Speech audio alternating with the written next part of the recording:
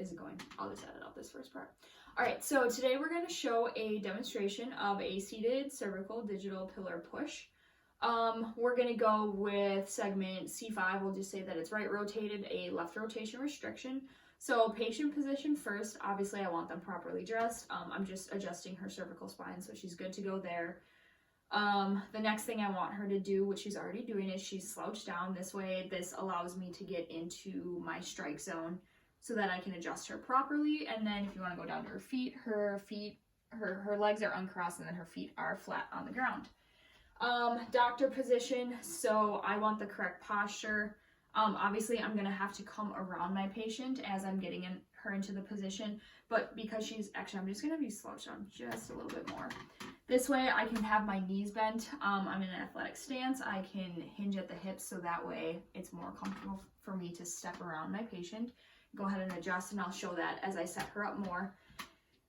My segmental contact point, it's going to be my distal interphalangeal point, and then I'm just going to count down to the C5 segment, and I'm just going to put that on the posterior pillar of C5. And then I'm just going to go ahead and bring my thumb up to her zygomatic arch. This just gives me a little bit of stability. I can make this hole right here.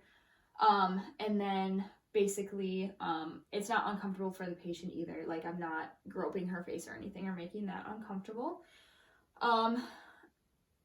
So my contact hand, I've already explained that, where that's going to go. And then my forearm orientation, so I don't want my fingers flexed. I don't want anything like this. I want to keep them just relaxed and flat. And then I want to keep that wrist flat and the forearm flat. That gives me more power for my adjustment. And then my indifferent hand, so I don't want my fingers facing down. I want it facing forward because I'm going to have to put her into a rotation. And that makes it a heck of a lot easier if you want to come around on this side kind of, so I can show you. If I have my fingers facing forward, it's easier for me to rotate her head.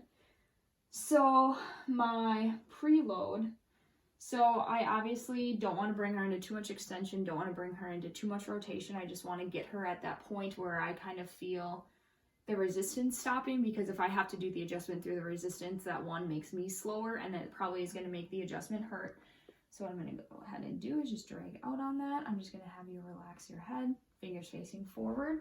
I'm going to step around my patient, knees are bent, hinging at the hips, and then I just want to bring her so that she's not resisting. And I want, during this time too, I want to be keeping my elbows in. I don't want my elbows sticking out. That's just going to hurt me as the doctor. So just going to go ahead and bring her there. And then my forearm for my line of drive, so this forearm should be facing the way that I want it to go. So I want to be pushing the segment back that way. So I'm just going to go ahead and do that. And then I would just impulse